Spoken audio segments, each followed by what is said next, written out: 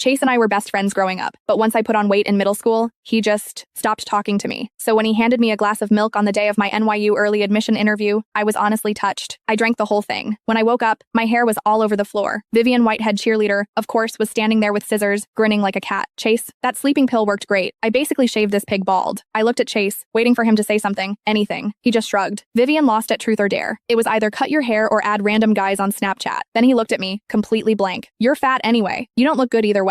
This was the same boy who once told me he'd marry me when my hair reached my waist. I didn't cry, not in front of them. I just quietly changed my early admission choice to Oxford, 5,000 miles away. In the bathroom mirror, my head looked like something a dog had chewed on. Patches of hair stuck up everywhere, other spots completely bare. I looked ridiculous. My hands shook as I tried to comb through what was left. Strands kept falling into the sink, mixing with my tears. I wanted to storm out and scream at Chase. Why? Why would he do this? But my interview was in 20 minutes. I bit my lip hard and tried to smooth the mess down, pulling whatever long pieces were left over the bald spots. It was useless. I looked like a complete clown. Did you hear? Vivian actually cut that fat pig Evelyn's hair. Girls' voices floated in from outside the stall. I froze, pressing myself against the wall. No way. Yes way. Chase bought the sleeping pills himself. That's why she was knocked out cold. That's kind of messed up though. Please. She's a fat pig who doesn't know her place. She's been chasing Chase forever, when everyone knows he and Vivian have been together for ages. She deserved it, right? How could someone like her think the baseball captain would ever be interested? Girl needs to look in a mirror. Every word hit like a needle. I slid down to the bathroom floor, my back against the cold tile. I couldn't even cry anymore. I just felt frozen. So that's how it was. All those years I'd told myself he was just awkward, just stressed, just being a typical guy. Lies, all lies. He thought I was embarrassing, not worth his time. So he let Vivian destroy the interview I'd spent years preparing for, just to clear her path to NYU. Memories came flooding back. When I tripped during PE, he frowned and walked away while everyone laughed. The breakfast I made him, he gave it to someone else. When I tried to walk home with him, he sped up and left me behind. Every single time, I made excuses for him. God, I was so stupid. I actually thought if I just lost weight, just got better grades, I could be good enough for him. That maybe our childhood promise still meant something. But to him, I was just the annoying fat girl who wouldn't take a hint. And he'd had a girlfriend this whole time. My phone buzzed. Mom, Evelyn, how was the interview? Don't be nervous. Mom believes in you. I stared at the screen until my vision cleared. Then I typed back. Mom, go to Chase's house and cancel the engagement. But don't tell him yet. I skipped the NYU interview. I walked into the Oxford interview room instead, looking like a disaster. The examiners definitely noticed, but I took a deep breath and just answered their questions. Maybe it was my composure. Maybe my answers were good. Either way, they stopped staring at my hair. Evelyn, we look forward to seeing you on campus in September. Walking out, my heart was pounding. Chase and I had planned to go to NYU together for years. That dream had kept me going through every late-night study session. But after that text to Mom, he wasn't part of my plans anymore. That night, our families had dinner together. Mom and Chase's mom stepped away to talk privately. Chase kept glancing at me. Finally, he asked, "How'd the interview go?" "Good," I said, not looking up. "The professor's excited to see me on campus." His face changed. "With your grades, NYU was a sure thing. Why'd you have to compete for the early admission spot? That's pretty selfish." Selfish? I